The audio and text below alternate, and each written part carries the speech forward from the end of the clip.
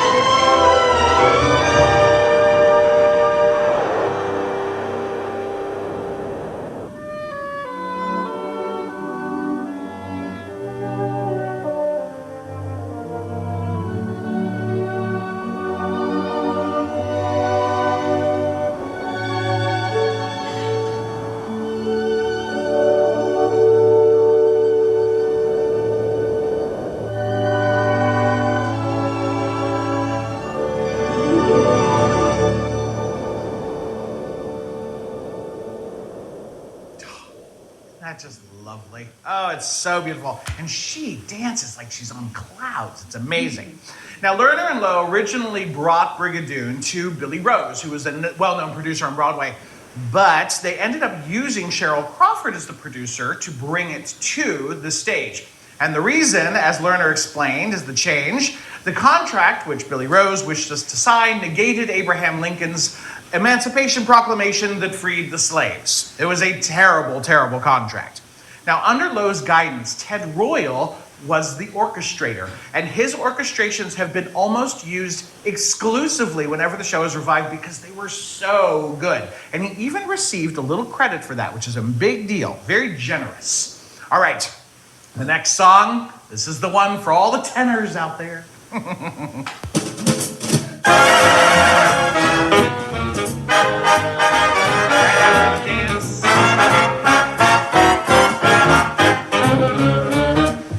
What a day this has been, what a ramble I've been. Why, it's almost like being in love. There's a smile on my face for the whole human race. Why, it's almost like being in love. All the music of life seems to me like a bell that keeps ringing for me. And from the way that I feel when that bell starts to peal, I could swear I was falling. I could swear I was falling. It's almost like being in love. All the music of life, it just seems to me like a bell that keeps ringing for me. And from the way that I feel when that bell starts to peal, I could swear I was falling. I could swear I was falling. It's almost like being in love.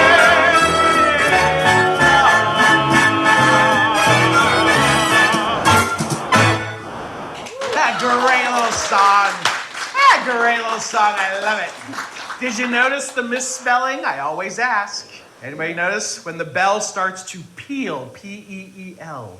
Instead of P, it makes me laugh every time I see it. I keep meaning to fix it, and I always forget. All right, our next show, Kiss Me, Kate. This was Cole Porter's response to Oklahoma and other integrated musicals where the music and the story and the dancing all went together to tell the story. And it was the first show that he wrote where the music and lyrics were firmly connected to the script as opposed to, this looks like a good spot to have a really great Cole Porter song.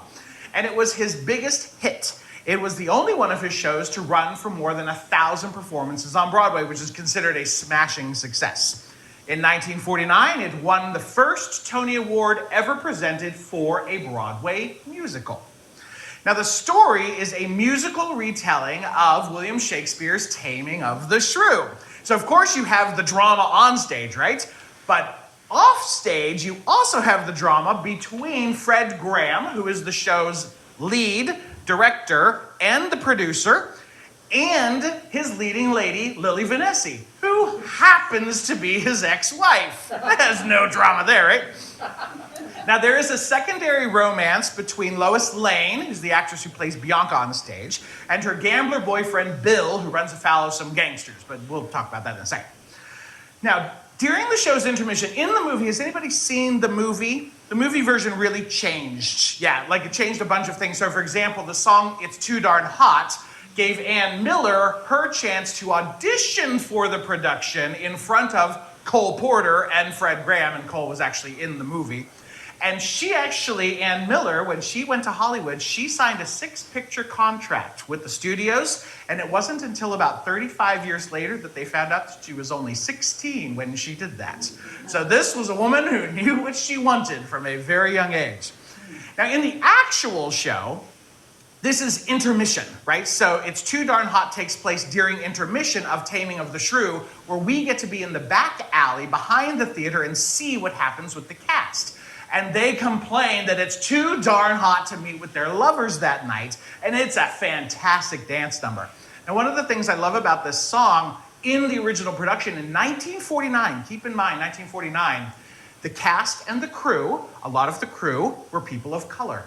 And so they actually were on stage dancing and singing with the white cast members because it technically wasn't on stage because they were behind the theater. So it was actually an integrated number, and it was the first time that was ever done on Broadway. And they really, I thought, broke a lovely barrier for that. I thought that was really, really cool. All right, you ready to sing this with me? This is a fun song, and it's got a lot of words, so here we go. It starts off a little slow, but it picks up.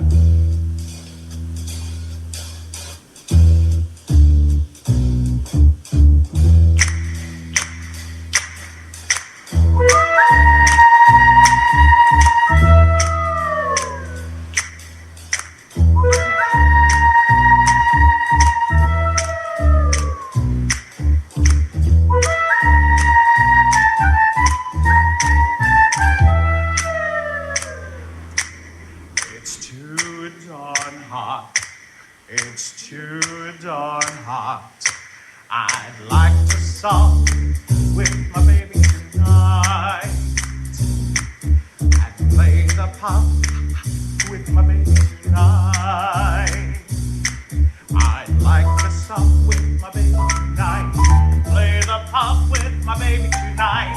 But I ain't up to my baby tonight, 'cause it's too darn hot.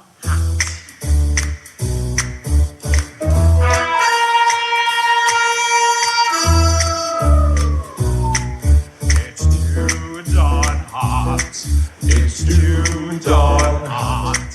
I'd like to stop for my baby tonight and blow my top with my baby tonight.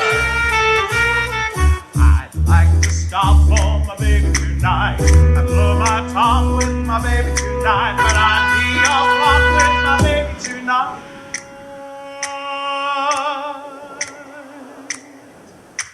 'Cause it's too darn hot. It's too darn hot. It's too darn hot. I'd like to fool with my baby tonight.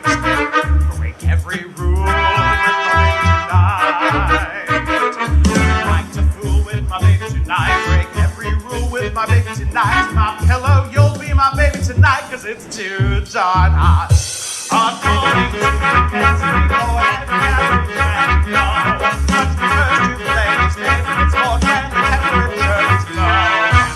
Hot and the thermometer goes way up and the temperature sizzling hot. Mr. Adams, for his madam, is not, 'cause it's too darn hot. It's too darn hot. It's too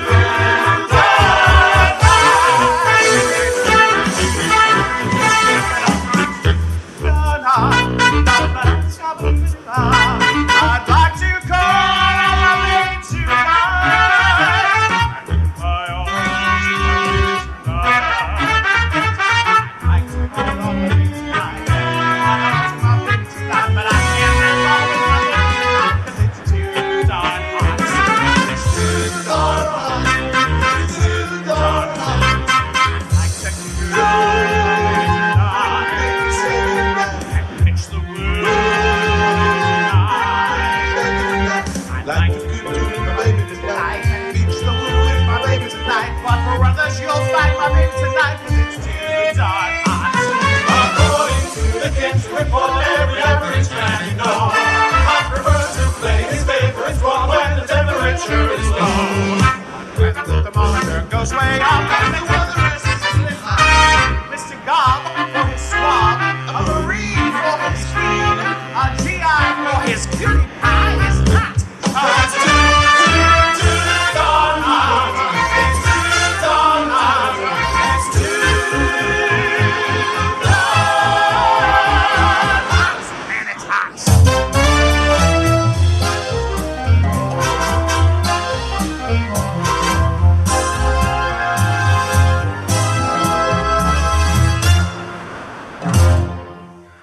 a great little song, isn't it? I love that little song.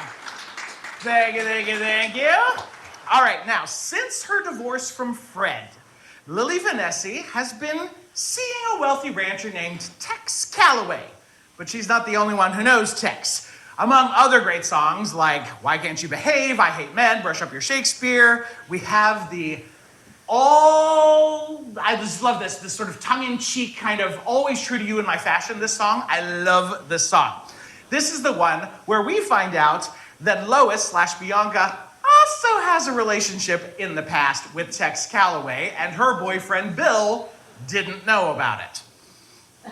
Tex! Tex Calloway. Howdy, ma'am. Imagine meeting you here. Well, hey. Oh, well, don't you remember me, sweetie? Huh? No, I... At the Shamrock in Houston. Oh, I got something in my eye, and you took me all the way to El Paso to take it out. I'm sorry, ma'am, but I'm afraid you made a mistake. You know, I still have that side of beef you gave me.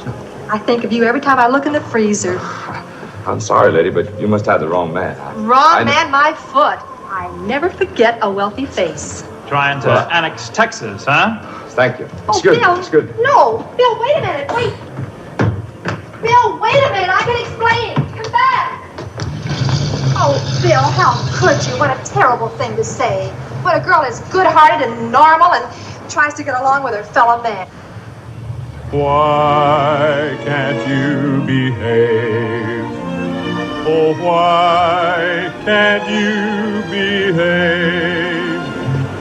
Tell me, how can you be jealous when you know, baby, I'm your slave? I'm just mad for you, and I'll always be. But naturally, when a custom-tailored vet asks me out for something wet, when the vet begins to pet, I shout hooray! But I'm always true to you, darling, in my fashion. Yes, I'm always true to you, darling, in my way. There's a lush from Baltimore who was rich but such a bore. When the boar falls on the floor, I let him lay. But I'm always true to you, darling, in my fashion. Yes, I'm always true to you, darling, in my way. What about that Mr. Thorne? Calls you up from night till morn. Mr. Thorne once cornered corn, and that ain't hay. But I'm always true to you, darling, in my fashion. Yes, I'm always true to you, darling, in my way. Saw you out with Mr. Fritz. You were dining at the Ritz. Mr. Fritz invented Schlitz, and Schlitz must pay. But I'm always true to you, darling, in my fashion. Yes, I'm always true to you, darling, in my way. I could never curl my lip at a dazzling diamond clip. Suppose the clip means let her rip. I'd not say nay. Yeah, I know. Oh, you're always true to me, darling, in your fashion. Yes, I'm always true to you, darling, in my way. Mr. Harris, plutocrat, wants to give your cheek a pat. If the Harris pat means a Paris hat, baby. Oh, je suis toujours fidèle, darling, in my fashion. Je suis toujours fidèle, darling, in my way. Mr. Gable You mean Clark? wants me on his boat to park. If the Gable boat means a sable coat. I know. Anchors away! But I'm always true to you, darling, in my fashion. Yes, I'm always true to you, darling, in my way.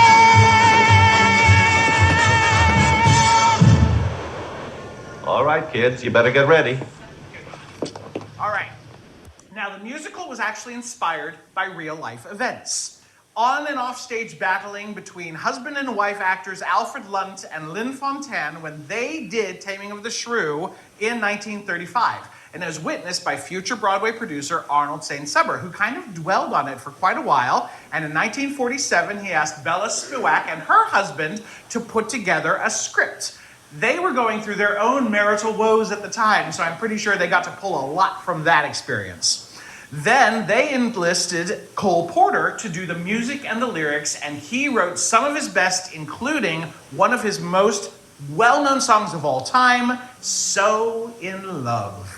I love the song. It was so popular. It was actually the theme song for his first biography, So in Love, and I thought we could sing it together.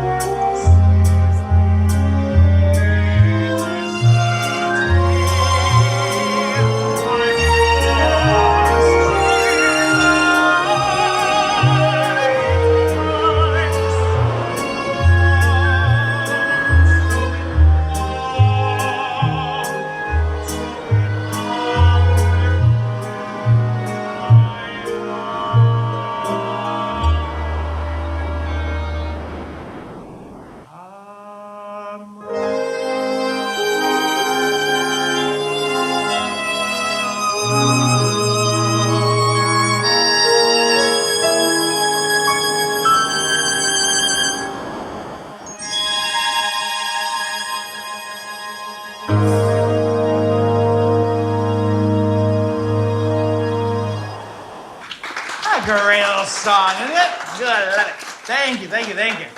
All right, gentlemen prefer blondes. I think you might know what song I'll be doing next. So this is a book by Joseph Fields and Anita Lewis, and it was actually based on a novel that she wrote, which I never knew. Did anybody know that? I want to read that novel. I got to find that novel.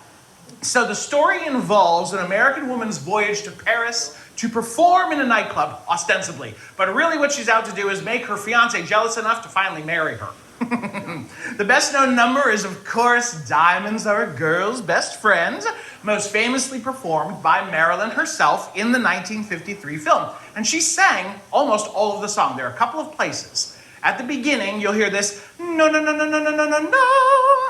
And then they had to re-record one of the phrases. I don't know why in the middle. These rocks don't lose their shape. Marnie Nixon did those two things. Otherwise, the entire song was Marilyn's own singing. Now, the number was later reshot in CinemaScope, which was the highest quality at the time. Think of like IMAX today, right? And it was supposed to be used as a demonstration on the Fox lot in 1953, but that never happened.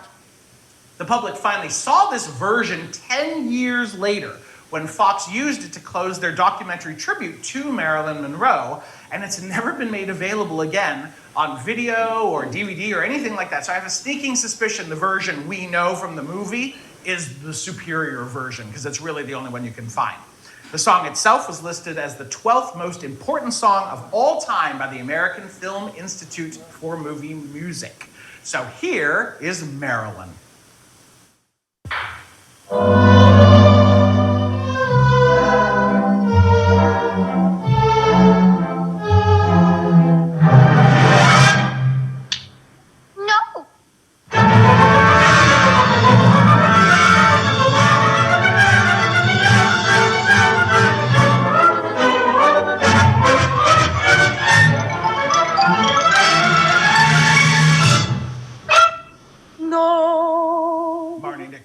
No, no, no, no, no, no, no, no, no.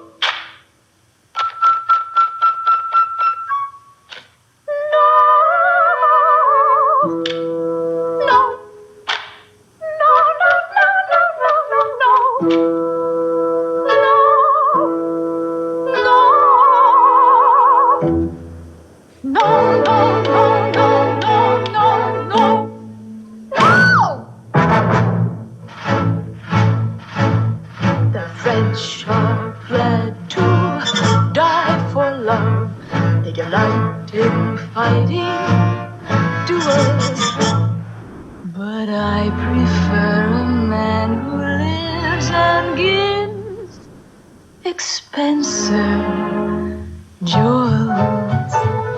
A kiss on the hand may be quite continental, but diamonds are a girl's best friend. A kiss may be grand, but it won't pay the rental on your humble flat or help you at the automat. Men grow cold as girls grow old, and we all lose our charms in the end. But square cut or pear shape, these rocks don't lose their shape. Diamonds are a girl's best friend. Tiffany's, Cartier, Black Star, Ross, Gore. Talk to me, Harry Winston, tell me all about it.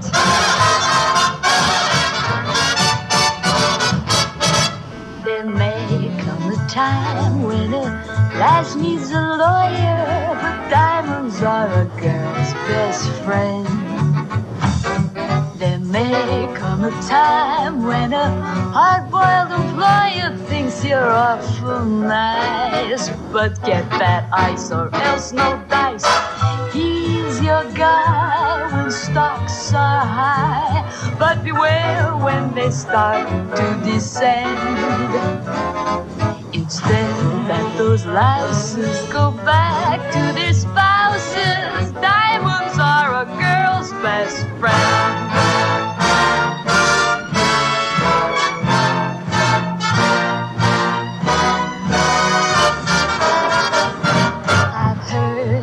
Affairs that are strictly platonic, but diamonds are a girl's best friend. And I think affairs that you must keep Masonic are better bets. If little pets get big baguettes, time rolls on and youth is gone, and you can't straighten up when you bend. But stiff back or stiff knees, you stand straight as stiff knees.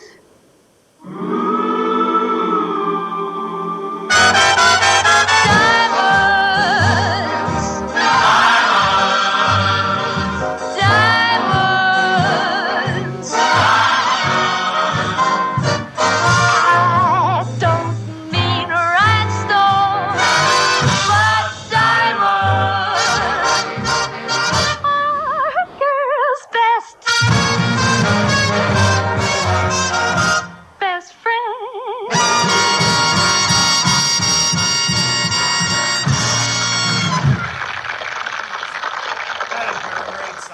love that song. All right, Carousel, probably my favorite Rodgers and Hammerstein show.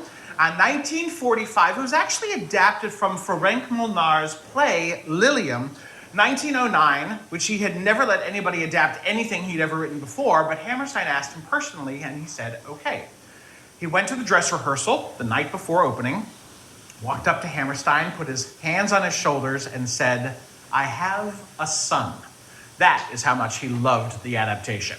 So they moved Lilium, which takes place in Budapest, to the coastline of Maine for Carousel, and Billy becomes a carousel barker. Now, it's often considered their best work. It's not the most uplifting of stories, obviously, but it is some of the most beautiful music, the sweeping score, those beautiful melodies, and some of the staging was so incredible at the time, too. If you think about, like, the bench scene with the falling petals off the tree, so beautiful. All right, so they wanted unknowns for the show, which is something that started with Oklahoma, because they couldn't get anybody who was known to do Oklahoma, because Hammerstein at that point had written 6 flops in a row, so nobody really wanted to work with them. And then they realized we wanted to be a Rodgers and Hammerstein show, not the star of some show that people are coming to see. And it was a lot cheaper to hire people no one had ever heard of. They discovered John Rates. Actually, he had come to audition for the touring company of Oklahoma. They heard him warming up in the hallway outside, and they knew immediately that they wanted him for Billy Bigelow, and they cast him. So he ended up singing what is still considered, 80 years later, to be one of, if not the most difficult songs for a man to sing on Broadway, and I love it. And I am going to sing it for you, even though I am a lyric tenor and not technically, this is not my song, but it's my song today. So here we go.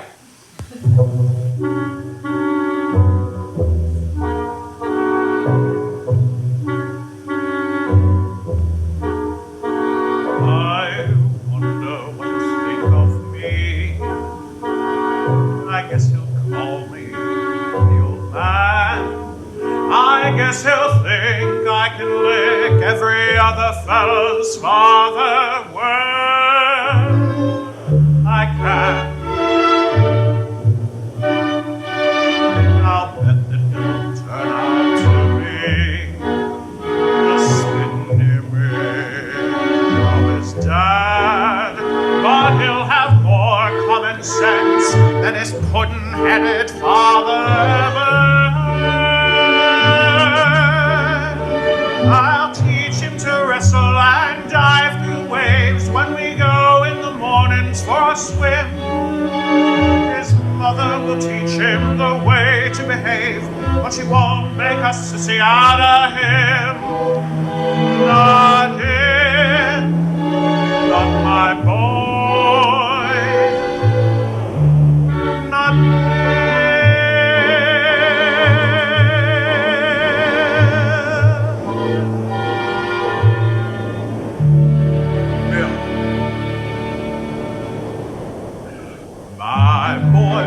I will see that he's named after me. I will. My boy Bill, he'll be tall and as tough as a tree.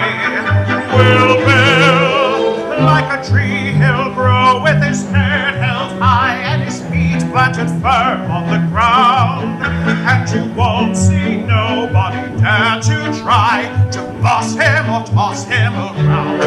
No, pot-belly, rat-eyed, only boss him around.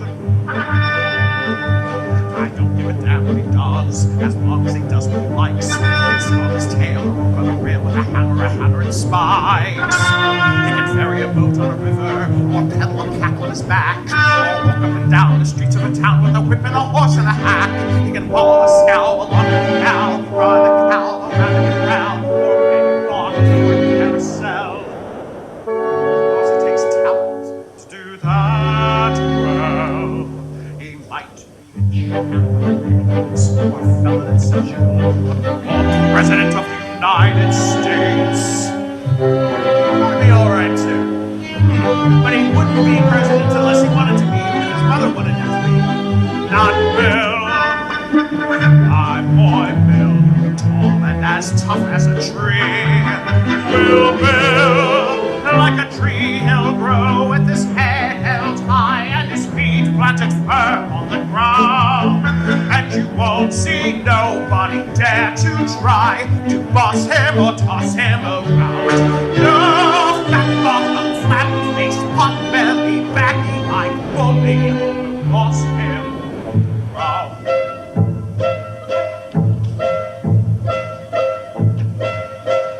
Well, we hang if he'll marry his boss's daughter, a skinny-lipped virgin with blood like water.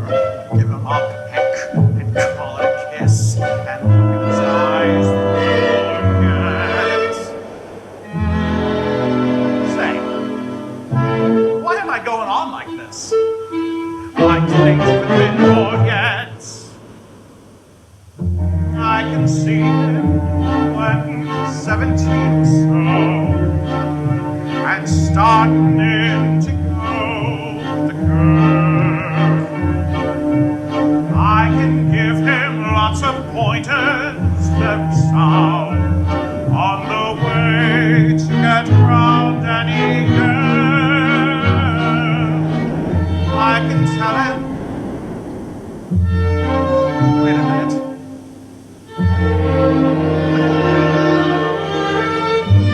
The hell? What if he is a girl? What I do with her? What I do for her? Well, no money.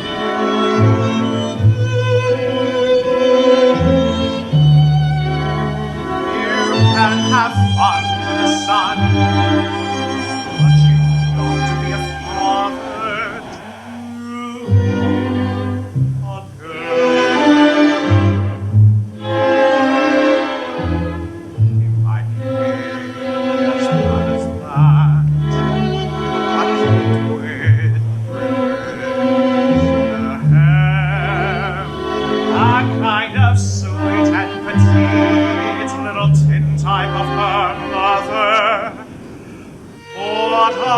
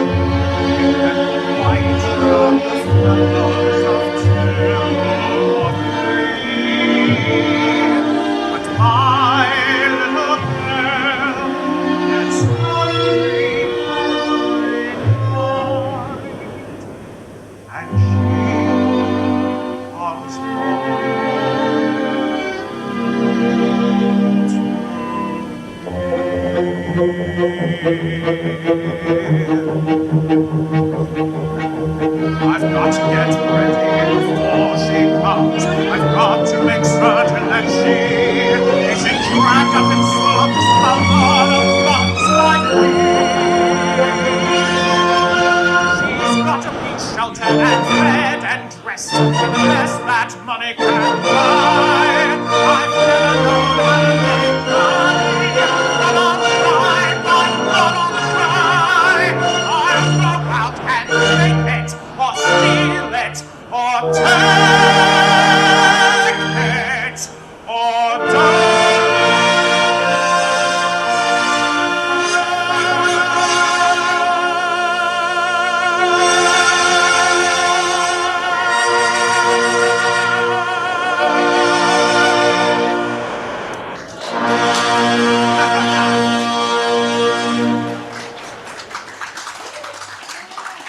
Thank you very much. Ooh, I I love that song. All right, our last show, My Fair Lady, but we're going to do a couple songs from this one.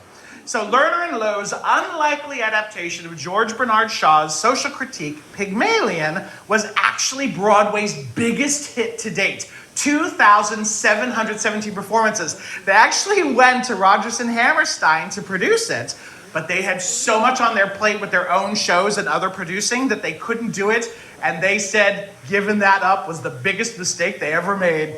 It made Julie Andrews' career, turned Rex Harrison into an international star, and grossed more than $800 million over the next 20 years.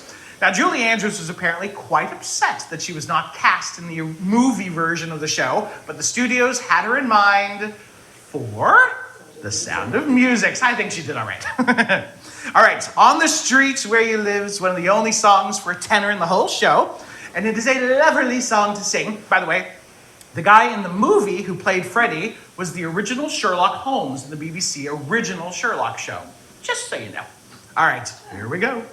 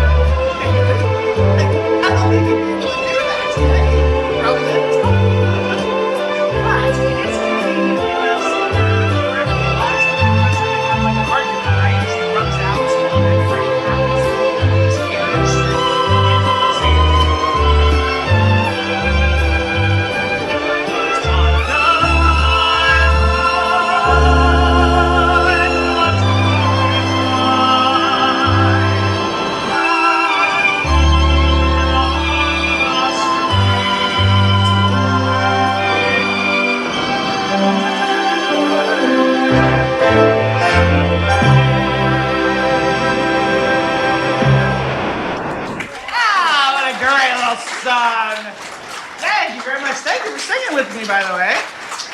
All right, now, whoops. Flower girl Eliza Doolittle and her friends sing the song Wouldn't It Be Loverly after the professor near the beginning of the show drops a veritable fortune in her flower basket just casually. And her friends are, where are you going to go? What are you going to do with it? Are you going to go to Biarritz? What are you going to do with all that money?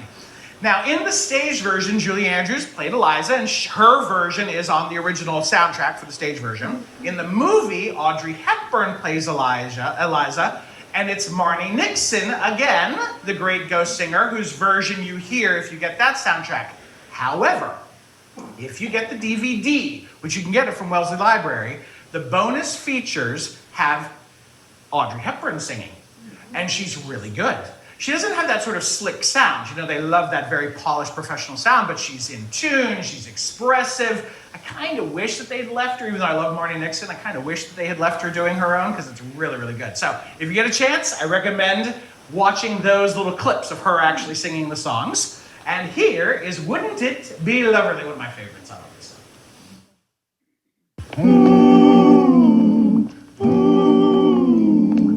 Wouldn't it be lovely?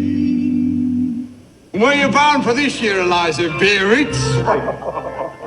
All I want is a room somewhere far away from the cold night air, with one enormous chair. Oh, wouldn't it be lovely? Lots of chocolate for me to eat, lots of coal making lots of heat, warm face, warm hands, warm feet. Oh, wouldn't it be lovely?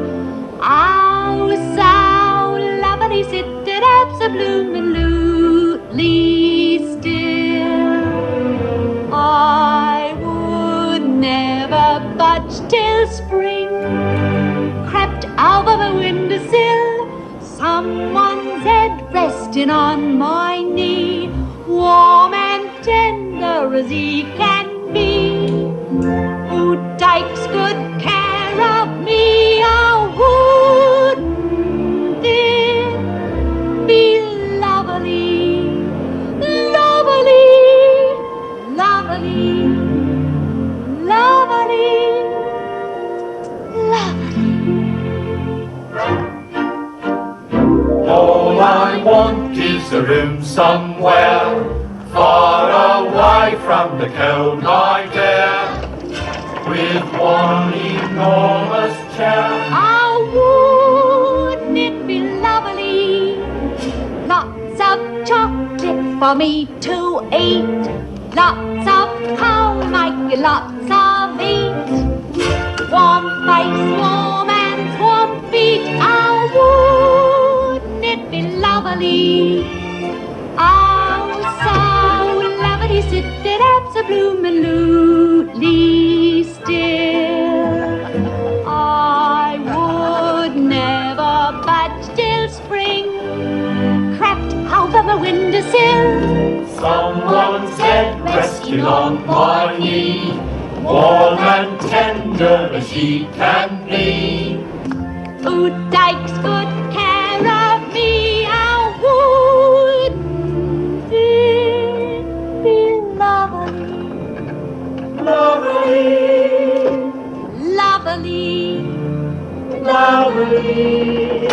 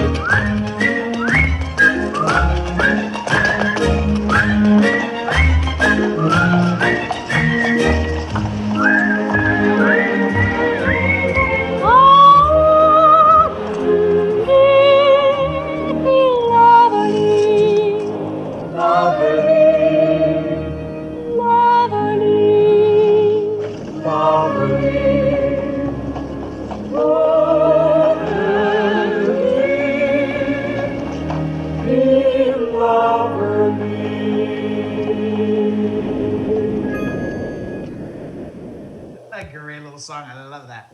When I was on cruise ships, I used to sing on cruise ships. I don't know if I ever told y'all that. When I was a kid, I wanted to sing on the Love Boat, so I did. I loved it. It was great. One of the songs we did was that song. And I had to sing with another guy and Eliza, and we had to carry her like in a little bridge like this, but we also had handheld microphones.